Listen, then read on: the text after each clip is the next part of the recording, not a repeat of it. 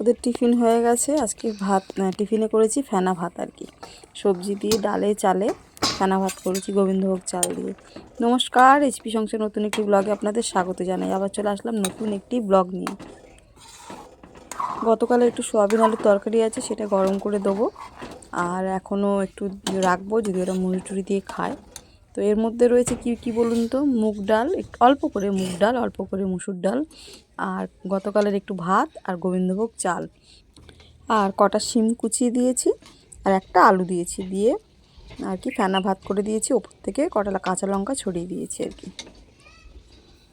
আমার ছেলে আবার খিচুড়ি পছন্দ করে না, কিন্তু এই ফেনা ভাতটাও একটু পছন্দ করে।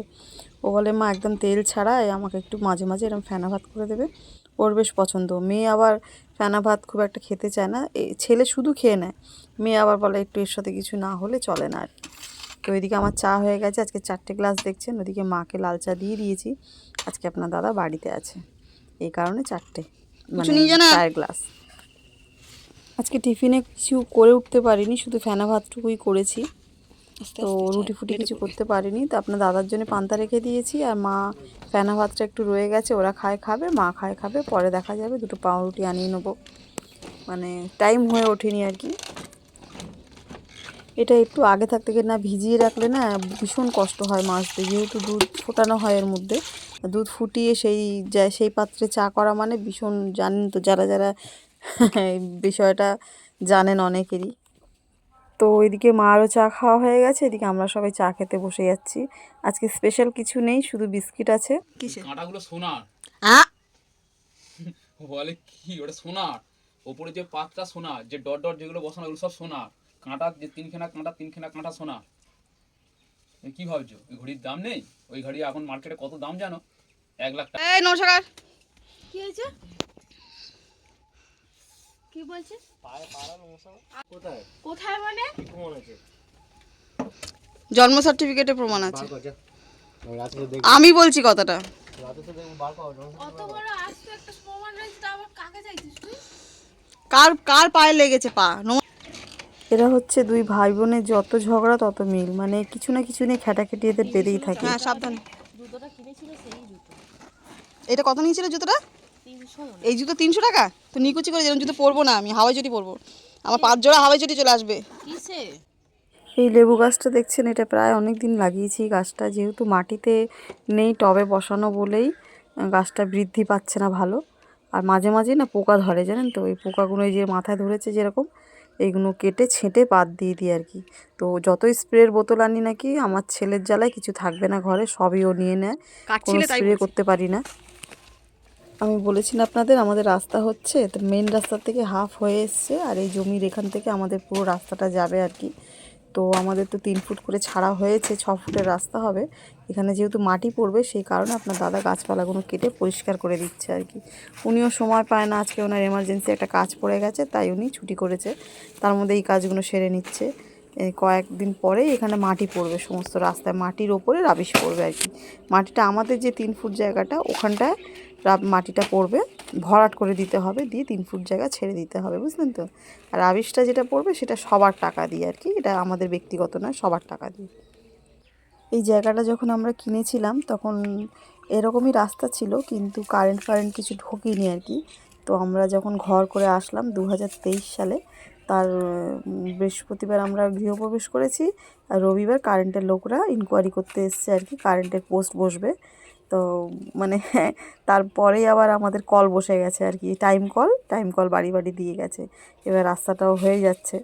তো যাক, ভালোই হলো, কারণ এমনিতে জল জমে না, তা হলেও একটু কাদা টাদা হলে ভীষণ অসুবিধা হয়ে যায়। আর মানে বুঝতেই পারছেন, একটু রাস্তাঘাট হলে যেটা ভালো হয় আর কি।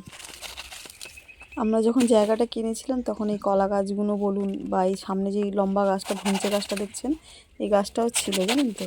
কিন্তু যখন আর কি কী বলবো, নিজেদের লোকই বলে না, মাঝে মাঝে এমন একটা ক্ষতি করে দেয়।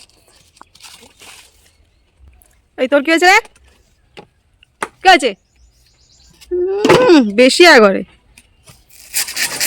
এই কলা গাছগুলো লাগিয়েছিল আমার যে নাতি আছে, নাতির দিদা লাগিয়েছিল, জানেন তো, ওরাই লাগিয়েছিল। তো যখন জমি কিনেছি, জমি কেনার পরেও কলা গাছে কলা হতো। তো যাই হোক, যেহেতু জমিটা আমার কেনা হয়ে গেছিলো বলে আমার জমির উপরে তো অন্য কেউ কলা গাছটা, অন্য কারোর গাছপালা তো থাকতে পারে না। তো সেই কারণে আমরা দুজনে দুই ঘর মীমাংসা করে বলেছিলাম যে যা হোক গাছ কলা হয়েছে হয়েছে, এরপর যাতে তোমরা কেটে দিও গাছগুলো, তারপর যা হবে আমরা দেখে নেবো। তো ওনারা কিছু করেনি, যারা গাছ লাগিয়েছে তারা কোনো ক্ষতি করেনি। আর আমাদের যে একজন আত্মীয় আমাদের পাশে আছে, আমার দাদার শ্বশুর, সে উনি এমনভাবে কলা গাছটা কুপিয়েছে না, 3 বছর লেগে গেছে কলা গাছটা দাঁড় করাতে, বুঝেছেন তো? বুঝতে পারছেন তো মানে কীভাবে ক্ষতিটা করেছে, তাই না?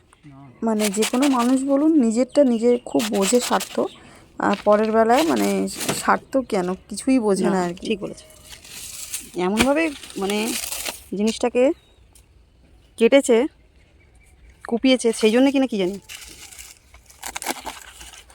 আমরা যখন এসে দেখছি গাছগুলো, আমার নাতি দিদা বলছে তোমার গাছগুলো দেখো কীরমভাবে কুপোনো। সত্যি কথা আমরা দেখলাম গাছগুলো না কেমন কুপিয়েছে, জানেন তো?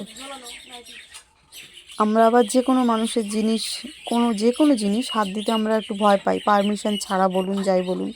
তো কিছু কিছু মানুষের বুকের ভেতরে ভয় নেই। আমার জমির ওপরে গাছ লাগানো রয়েছে, যে লাগিয়েছে সে কুপোচ্ছে না, উনি কেটে কুটে নষ্ট করে দিয়েছে। প্লাস অনেক আরও ব্যাপার আছে, এগুলো মানে আর কি ওপেন বলা যায় না।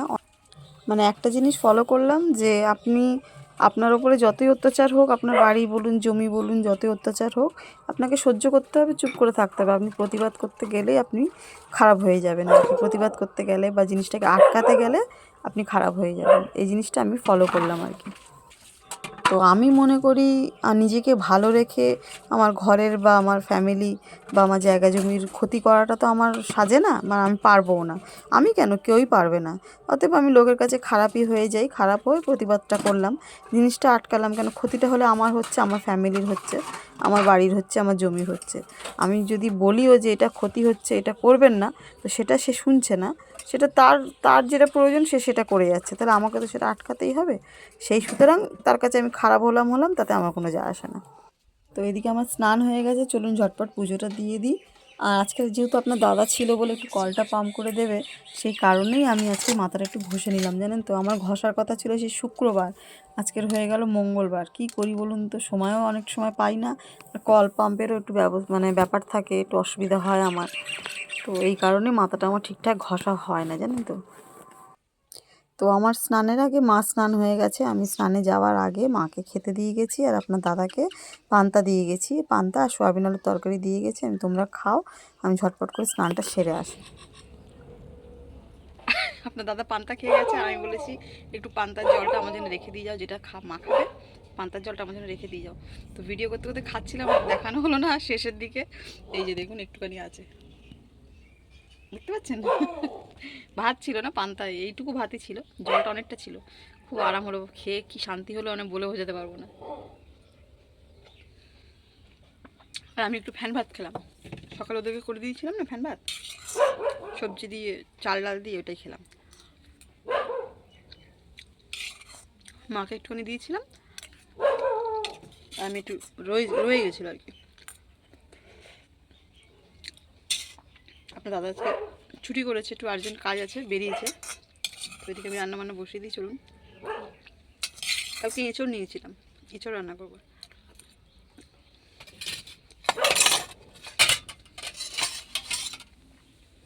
চলুন তাহলে আসছি, সারাদিন কী করি টুকিটাকি শেয়ার করবো, কেমন আসলাম।